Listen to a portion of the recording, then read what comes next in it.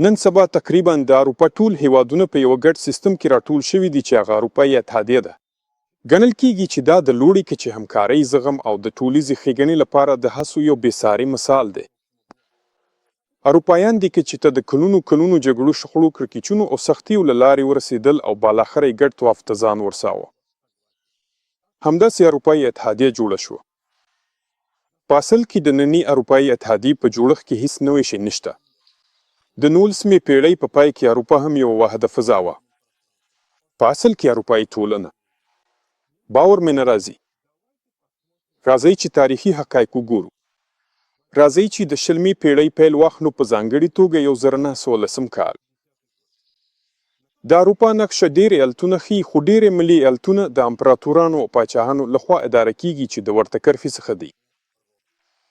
د 20مې پیړۍ په پیل کې د اروپا ټول پاچاهان خپلوان دي. او نه یوازې خپلوان، دوی ټول جرمنیان دي. د روسیې امپراتور دوهم نیکولاس یو خالص جرمن و. د هغه هیڅ یو نیکه روسی نه و.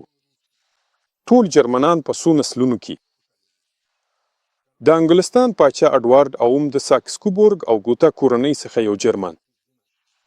په هغه کې د برتانوي وینې یو څاڅکی هم نشته. د بلغاریا پاچا فردیناند اول د هغه پلار هم جرمن او د ساکس-کوبورګ ګوتا له کورنۍ څخه او مور یې د بوربون له کورنۍ څخه وه. د بلغاریا پاچا فردیناند د بریتانیا د پاچا دریمه درجه ورور دی. د هسپانیا پاچا الفونس دیارلسم د هغه مور د هابسبورګ له کورنۍ یوه اتریشي جرمنه وه. د ایټالیا پاچا ویکتور ایمانویل دریم د هغه ناګانې یو اتریشي دوهم ساکسن. اتریشیان هم جرمنیان دي. ویکتور ایمانویل د هابسبورګ او بوربن کورنیو پورې اړه لري چې یو بل سره خپلوان لري. د پرتګال پاچا مانویل دویم هم د اتریشي هابسبورګ له کورنۍ دی چې له بوربونانو سره ګډ شوي دي. د سویډن پاچا ګوستاف پنځم د هغه مور د جرمني ویسبادن ده او د هغه انا د جرمني شتوتګارت ده. د هالند ملکي ویلهلمینا یو انا یې خالصه جرمنه ده چې له روسیې راغلې، بله انا یې د جرمني ویسبادن ده. د سویډن پاچا ګوستاف پنځم د ملکي ویلهلمینا تره دی.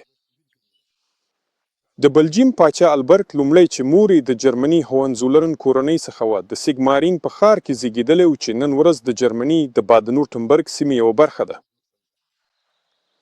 د رومانیا پاچا کارول اول د هغه نوم دی چې هغه د رومانیا په تخت باندې د تاج پوښتنې وروسته اخیستی و.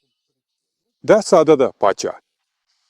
هغه د هوهنزولرن کورنۍ څخه یو جرمن دی، د بلجیم د جرمني پاچا تره. د یونان پاچا جورج د ډنمارک د جرمني پاچا لومړی زوی د روسیې د جرمني امپراتور لمسی. دا د یونانیانو سره هیڅ ورته والی نه لري. یو مشهور عکس چې په 1900 کال کې اخیستل شوی. د بریتانیا د پاچا اډوارډ اوم د جنازې لپاره د هغه خپلوان راغلل، 9 اروپایي پاچاهان چې ما مخکې یاد کړل. هغوی ټول جرمنان دي، هغوی ټول خپلوان دي. پایله دا شوه، ټوله اروپا او روسیه د 20مې پیړۍ په پیل کې د جرمني د یوې کورنۍ تر واک لاندې یو واحده سیستم وه. ټول عصري شیان چې د لویو لاسته راوړنو په توګه وړاندې کېږي په تیر وخت کې جوړ شوي او څو ځله جوړ شوي دي. هیڅ نوی څه نه پیښیږي. د جرمني واکمنو اروپا لا د 19مې پیړۍ په وخت کې یو واحد اتحاد ته راټوله کړې وه، خو دا اتحاد د لومړۍ نړیوالې جګړې پر مهال مات شو او جرمنانو بیا یو نوی اروپایي اتحاد جوړ کړ. نه دا اوسنی چې د 21مې پیړۍ په شکل کې رامنځته شو، بلکې د 20مې پیړۍ په منځ کې هم یو بل واحد اروپایي اتحاد موجود و. اټکل کوي چې کوم یو. په دې اړه به وروسته خبرې وکړو.